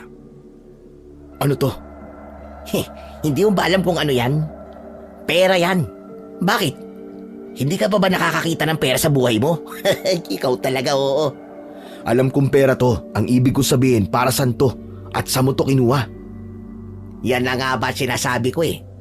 Masyado ka kasing tutok sa pakikipaglaban mo sa mga aswang at nakalimutan mo na yatang nagtatrabaho tayo sa gulayan ni Kapitan Erning.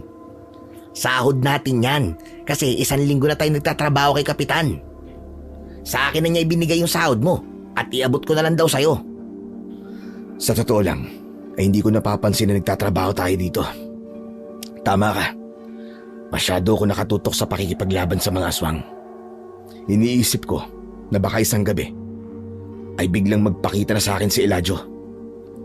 Panigurado, alam na ng Eladio na yun na nandito ka. Sa dabi man naman ng mga alagad niya na pinatay mo eh. Saka, mas lalo kang pinag-uusapan ng mga tao rito. Narinig ko nga kahapon dun sa umpukan na gusto nilang makilala kung sino yung kabalyerong nakikipaglaban sa mga aswang eh. Arthur, wala ka ba talagang planong magpakilala sa kanila? Wala, Kaloy. Dahil tumutulong ako sa mga tao ng bukal sa aking kalooban. At hindi ko na kailangang ipakilala sa kanila kung sino ako at kung anong ginagawa ko. Kaya naman idol na idol kita eh.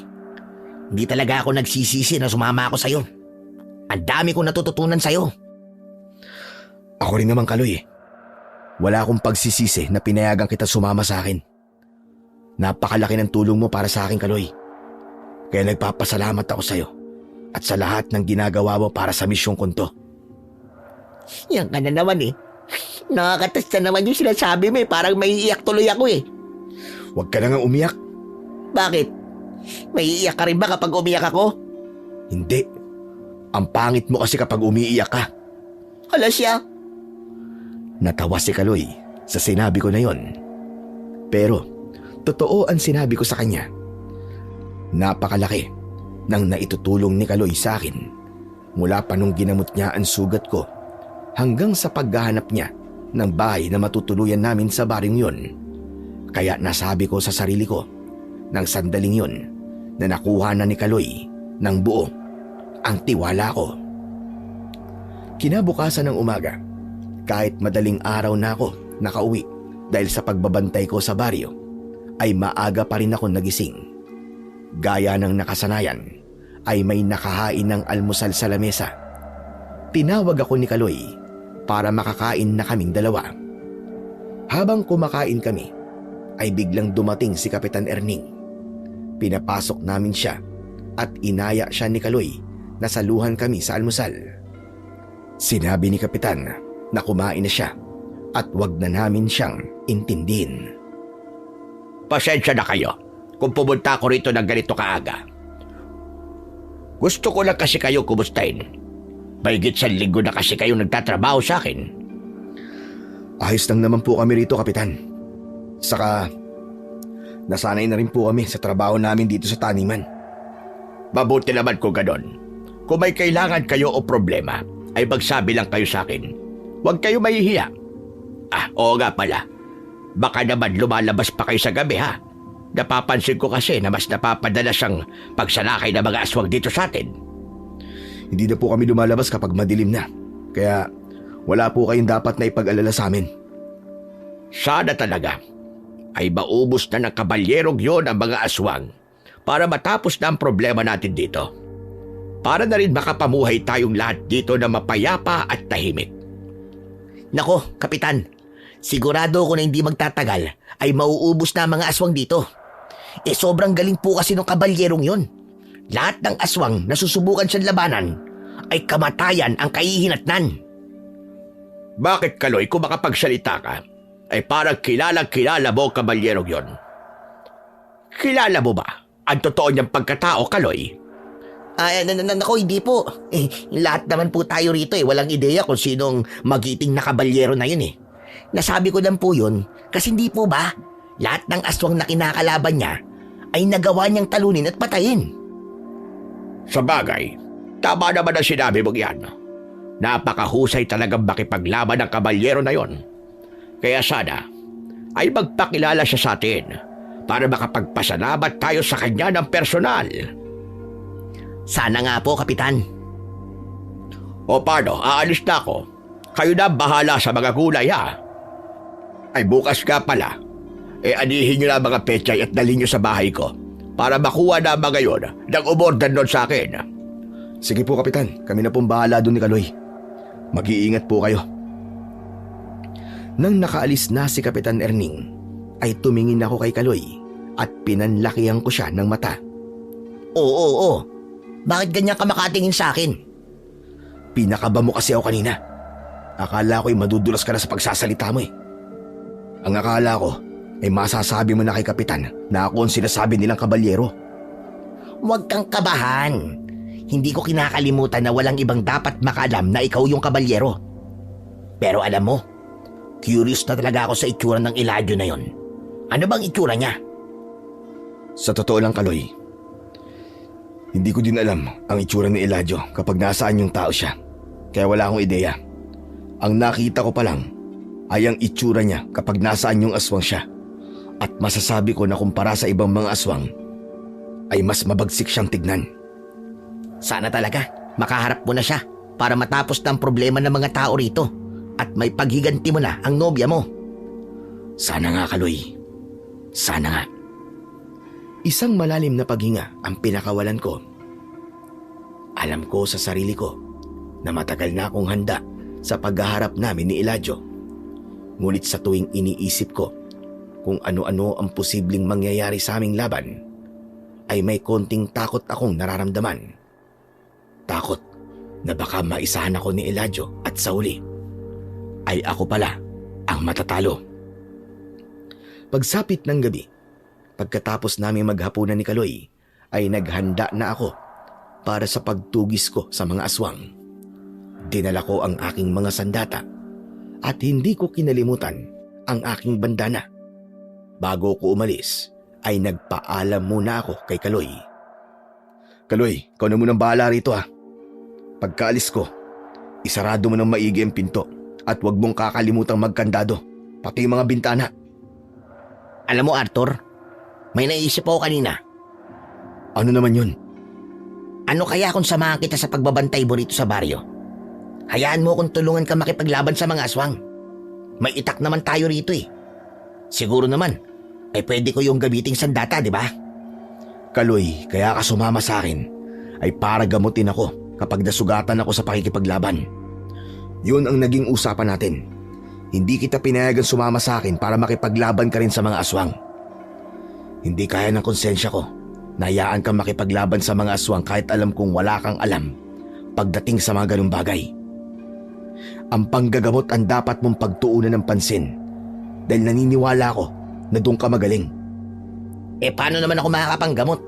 Hindi ka nga magalusan man lang sa pakikipaglaban mo sa mga aswang. Bakit? Ano bang gusto mo? Masugatan ako ng mga aswang? Uy, wala ako sinabing ganyan Siyempre, ayoko masasaktan ka ng mga aswang, no? Pero pakiramdam ko kasi wala akong silbi sa'yo. Kaya gusto sana kitang tulungan sa pakikipaglaban. Anong walang silbi? Hindi ba sinabi ko sa'yo na napakalaki ng naitutulong mo sa akin? Huwag mo nang isipin na wala kang silbi. Basta dito ka lang. At baka kapag sumama ka sa akin at may masamang nangyari sa'yo, ay habang buhay na dadalhin yun ng konsensya ko. Sige na, kailangan ko nang umalis. At tumahaba na tong pag-uusap natin. Yung mga bilin ko ha, huwag mong kakalimutan. Matapos yun, ay umalis na ako. Tinahak ko ang isang masikip na daan sa taniman ng gulay. Papunta yon sa gubat kung saan ko itinatago si Agibis. Nang narating ko na ang lugar sa gubat kung saan ko tinatago si Agibis, ay inalis ko ang pagkakatali niya sa isang puno. Agibis, pasensya ka na kung kailangan kitang itago rito ha. Hindi kasi pwedeng malaman ng mga tao na ako nagmamay-ari sa'yo. Paniguradong malalaman nila na ako ang sinasabi nilang kabalyero. Pero huwag ka mag-alala dahil nararamdaman ko na malapit nang matapos ang misyon natin at kapag nangyari yon, uuwi na tayo sa bahay. Sumakay na ako kay Agibis at pinatakbo ko siya palabas ng gubat. Habang tumatakbo ang kabayo ay isinuot ko na ang bandana sa aking muka. Pagdating sa baryo ay hindi ako makapaniwala sa sumalubong sa akin doon. May mga aswang na sumasalakay at pumapasok sa mga bahay. Walang tigil ang sigawan ng mga tao. Nagulat ako nang biglang lumapit si Kaloy sa akin at agad kong napansin ang dugoang itak na hawak niya. Arthur, mabuti talaga nandito ka na. Ang daming mga aswang. At anong ginagawa mo? Bakit may dala kang itak? Nang marinig ko kasi sigawan ng mga tao, hindi ko na napigilang hindi sila tulungan eh. Nakapatay na nga ako ng 2 aswang eh. Anak ng putya, di ka talaga marunong makinig sa akin ano? Huwag kang mag-alala. Kapag namatay ako, ay hindi mo kailangan sisihin ang sarili mo. Kasi desisyon ko na tulungan ka sa pakikipaglaban. Magsasalita pa sana ako nang nakita ko ang 2 aswang na pasugod kay Kaloy. Agad kong binaril sa noo ang 2 aswang. Nang sandaling yun, hinayaan ko na si Kaloy na tulungan ako sa pakikipaglaban. Habang sakay ako ng kabayo, ay pinaputukan ko ang mga aswang na nasa malayo. Maya-maya ay bumaba na ako at pinatakbo ko si Agibis palayo. Doon na ako nagsimulang makipaglaban gamit ang balaraw at latigo. Bawat aswang na nagtatangkang lumapit sa akin ay hinahagupit ko ng latigo. Habang ang iba na nagtatagumpay na makalapit ay pinapatay ko gamit ang aking balaraw. Nawala na sa isip ko si Kaloy dahil masyado nang natuon ang atensyon ko sa napakaraming aswang na pinagtutulungan ako. Pero dahil masyado silang marami, ay may mga pagkakataon na nagagawa nila akong masugatan gamit ang matutulis nilang mga kuko at mga ngipin. Hanggang sa hindi inaasahang pagkakataon ay nahablot ng isang aswang ang bandanang nakatakip sa aking muka. Sandali ako natigilan nang tuluyan ng nalantad ang aking muka. Sigurado ko na may ilang mga tao ang nakakita sa mukha ko pero wala na akong oras para isipin pa yon. Inisip ko na lang na wala na akong magagawa dahil nangyari na ang hindi dapat mangyari. Ipinagpatuloy ko na lamang ang aking pakikipaglaban sa mga aswang at makalipas ang ilang sandali ay nagawa ko ng patumbayin ang lahat ng mga aswang. Luminga ako sa paligid para hanapin si Kaloy at labis akong nagimbal nang nakita ko siyang hawak ni Eladio na nasaan yung aswang. Nakatutok sa leeg ni Kaloy ang matutulis na mga kuko ni Eladio. Kumusta ka na, Arthur? Masaya ka ba na muli tayong nagkita? Walang iya ka, Eladio. Pakawalan mo ang kaibigan ko. Huwag mo siyang idamay sa laban natin 2. Huwag kang duwag. Kung gusto mong iligtas ang kaibigan mo, sumunod ka sa amin sa gubat. Sa oras na hindi mo siya pakawalan, papatayin kitang hayop ka. Tumigil ka! Wala ka sa posisyon para utusan ako! Isang malakas na halakhak ang pinakawalan ni Eladio ng mga sandaling yon at pagkatapos nun ay mabilis niyang hinila si Kaloy patungo sa direksyon kung saan naroon ang gubat. Sinundan ko sila Pero walang nagawa ang kapangyarihan ng aking mutya dahil mas mabilis kumilos si Eladio ng di hamak. Isa yung patunay na isa siyang malakas na uri ng aswang. Pagdating sa loob ng gubat ay nawala sa paningin ko sina Eladio at Kaloy. Huminto ako at lumingalinga sa paligid. Eladio! Magpakita ka sa akin, hayop ka! Huwag mong sasaktan si Kaloy! Dahil hindi mo magugustuhan ang gagawin ko sa'yo, demonyo ka! Wala akong ibang narinig kundi ang huni ng mga panggabing ibon at ang pag-ihip ng hangin. Muli akong tumakbo upang hanapin sina Eladio at Kaloy hanggang sa natigilan ako nang narinig ko ang malakas na pagsigaw ni Kaloy. Tumakbo ako sa direksyon kung saan ko narinig ang pagsigaw ni Kaloy. Makalipas ang ilang sandali ay nagulat ako nang nakasalubong ko si Kapitan Erning. Kapitan, ano pong ginagawa niyo rito? Nakita ko na dinala rito ni Eladio si Kaloy, kaya sinubukan kong hanapin sila. Bilang kapitan ng baryong ito, ay tungkulin ko masiguro kaligtasan ng mga tao rito. Pero delikado po rito. Baka pati ikaw ay gawa ng hindi maganda ni Eladio. Hayaan mo na akong tulungan ka. Oo nga pala. Hindi ako makapaniwala na ikaw pala, kabalyero. Kaya pala ng unang beses kitang nakita, ay may kakaiba na akong naramdaman sa iyo. Saka na po natin pag-usapan ang tungkol sa bagay niyan, Kapitan. Kung ayaw niyo po talagang sundin ang sinabi ko, ay bahala na po kayo. Basta mag-iingat po kayo, Kapitan. Mas makakabuti siguro na maghiwalay tayo sa paghahanap kay Kaloy. Sumang-ayon si Kapitan Erning sa sinabi ko sa kanya. Tumakbo kami sa magkaibang direksyon. Habang hinahanap ko si Kaloy, ay panay ang dasal ko na sana ay makita ko pa siyang buhay. Tinalasan ko ang aking mata at pakiramdam hanggang sa nakita ko si Kaloy na humihingal na nakasandal sa isang puno. Agad ko siyang nilapitan at doon ko nalaman na duguan siya.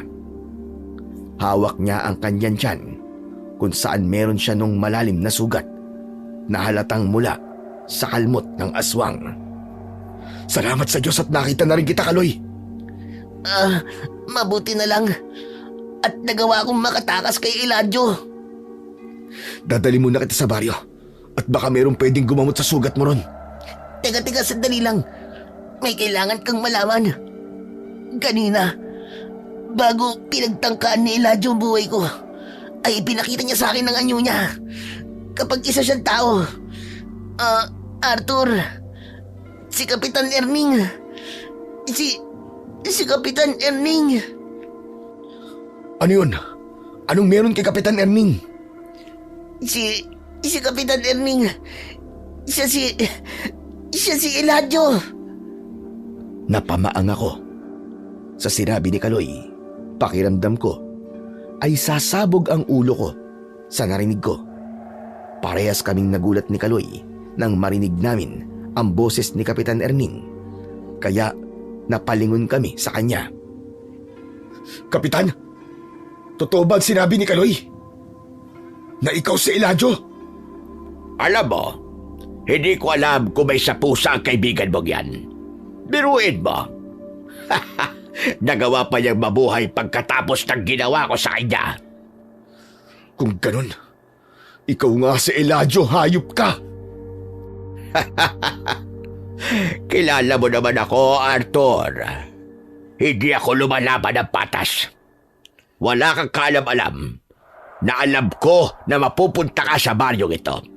Kaya kinuha ko ang katauhan ng kanilang kapitana matapos ko siyang patayin. Sa totoo lang, wala pa sana akong planong magharap tayo ngayong gabi. Pero unti-unti mo nang inuubos ang mga alagad ko. Kaya naisip ko na kailangan na kitang idispatcha at patayin. Para sa kaalaman mo, demonyo ka. Ubus na ang mga alagad mong aswang. Inubos ko na sila at pinagpipiesta na sila ng mga kalahi niyong demonyo sa impyerno. Kung ganon, mas lalo ako nagkaroon ng dahilan para patayin ka. Ang mga kagaya mong manunugis ay di na dapat binubuhay dahil baka tinik kayo sa lalamunan naming mga aswang. Sa isang kisap mata ay nag-anyong aswang si Kapitan Erning at naging si Eladio na siya. Naglalagablab ang galit sa puso ko ng sandaling yun dahil alam ko na yun na ang pagkakataon ko upang maipagiganti ang pagkamatay ng pinakamamahal kong nobya na si Carmela. Mabilis na sumugod si Eladio papunta sa akin. 2 magkakasunod na bala ang pinakawalan ng aking pistol, pero matagumpay niya yung naiwasan. Nagulat na lang ako nang lumitaw siya sa aking harapan. Inunahan ko siya ng saksak sa tiyan niya gamit ang balaraw bago pa niya ako masaktan. Tumalon palayo si Eladio at saka siya malakas na humalakak. Amoy na amoy ko!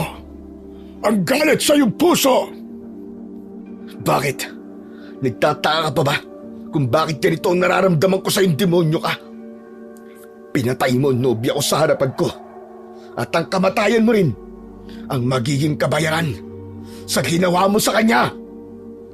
Yun ay kung mapapatay mo ko! Muling umatake si Eladio at sa pagkakataon na yun ay nagawa niya akong masugatan sa braso. Mas lalo akong nagalit at walang tigil ko siyang pinaghahagupit ng latigo. Ngunit biglang hinawakan ni Eladio ang dulo ng latigo at hinila niya yon ng napakalakas. Kumawala sa kamay ko ang latigo at itinapon yun ni Eladio sa kung saan.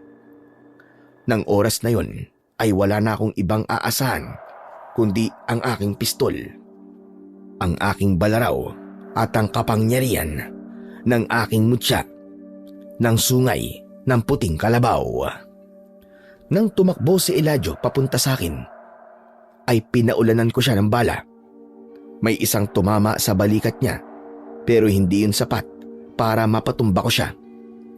Nang nawalan na ng bala ang aking pistol, ay wala na akong nagawa kundi ang bitiwan yon. Paano ba yan? Isang sandata na lamang ang meron ka. Anong gagawin mo na ngayon? Diablong buang ka.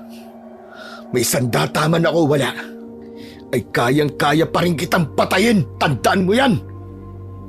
Nagulat ako nang biglang nawala si Eladio sa kinatatayuan niya. Lumitaw siya sa likuran ko at malakas akong napasigaw nang bumaon sa likod ko ang matutulis niyang kuko. Pagharap ko ay sa dibdib naman niya ako kinalmot. Napaatras ako at nawalan ako ng balanse. Napaupo ako habang papalapit si Eladio sa akin. Wala kang laban sa akin, Arthur. Sigurado ko na mababaliw ang tatay mo kapag dinala ko sa kanya ang putol-putol na peraso ng katawan mo at iiitya ko sa kanya ang pugot mong ulo. Hindi na ako nagsalita. Labis na ang pangihinang nararamdaman ko. At pakiramdam ko ng mga sandaling yon, ayun na ang aking magiging katapusan. Palapit na ng palapit si Eladio sa akin at alam ko na sa sandaling malapitan niya ako ay kamatayan ko na ang susunod na mangyayari. Ngunit laking gulat ko nang mula sa kung saan ay sumulpot si Agibis. Mabilis siyang tumakbo papunta kay Eladio at malakas niya tong sinipa. Sa lakas ng sipa ni Agibis ay tumalsik si Eladio at malakas na humampas ang katawan niya sa isang puno. Agad akong tumayo at lumapit kay Eladio. Bago pa siya makatayo ay itinutok ko na ang balaraw sa leeg niya. Nakita ko ang takot sa mga mata ng pinuno ng mga aswang. Talagang masasabi ko na napakabuti talaga ng Panginoong Diyos kahit kailan. Dahil hindi niya hinahayaan na magtagumpay ang mga kagaya mong demonyo. Sa isang iglap, nilaslas ko ang leeg ng aswang gamit ang aking matalas na balaraw. Sumirit ang dugo niya. Hindi pa ako nakontento at paulit-ulit ko siyang pinagsasasaksak sa tapat mismo ng kanyang puso at sobrang pinagdiinan ko pa yun. Hanggang sa tuluyan na siyang nawalan ng buhay. Umuusok ang kanyang katawan na bumagsak sa lupa. Tumayo na ako at hindi ko napigilang lumuha. Dahil sa wakas ay nagtagumpay akong bigyan ng hustisya ang pagkamatay ng nobya kong si Carmela. Maya-maya lang ay lumapit si Kaloy sa akin at tinapik niya ako sa balikat. Sumakay na kami sa kabayo papunta sa mismong baryo. Uy, Kaloy, kayang pa ba? Malapit to sa bitoke. Pero, sige lang. Kaya ko pa. Huwag ka magalala. Sigurado ako na mayroong manggagamot sa baryo at magagamot niya tayo ron. Sabi ko na nga ba matatalo mo si Eladio. Napakagaling mo talagang manunugis, Arthur.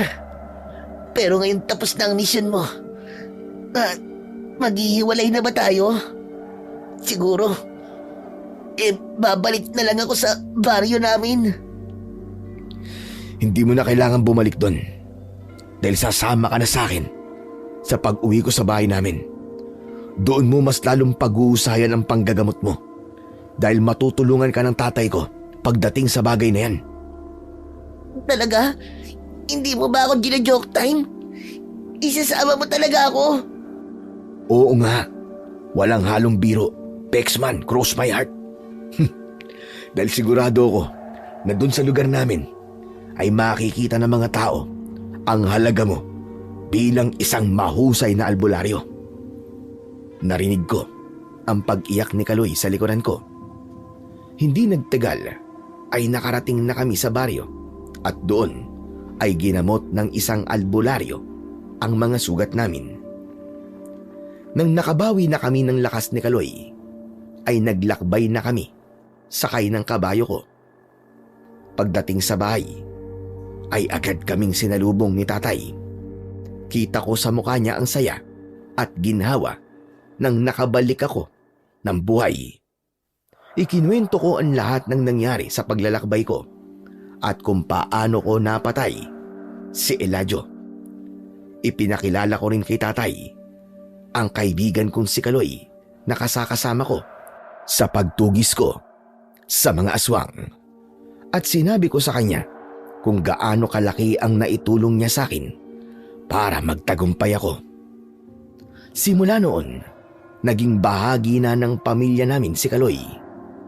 Sinanay siya ng tatay ko sa panggagamot at hindi nagtagal ay nakilala siya sa lugar namin bilang isang mahusay na albularyo. Masaya ko dahil alam kong matatahimik na ang kaluluwa ni Carmela. Aminado ko na hindi tama ang magiganti. Pero para sa akin, hindi lang yun basta pagiganti. Ginawa ko yun para matapos na ang kasamaan ni Eladio at para wala ng buhay ang mawala nang dahil sa mga pesteng aswang. Hanggang dito na lamang po ang aking kwento at sana may natutunan po kayo na magandang aral.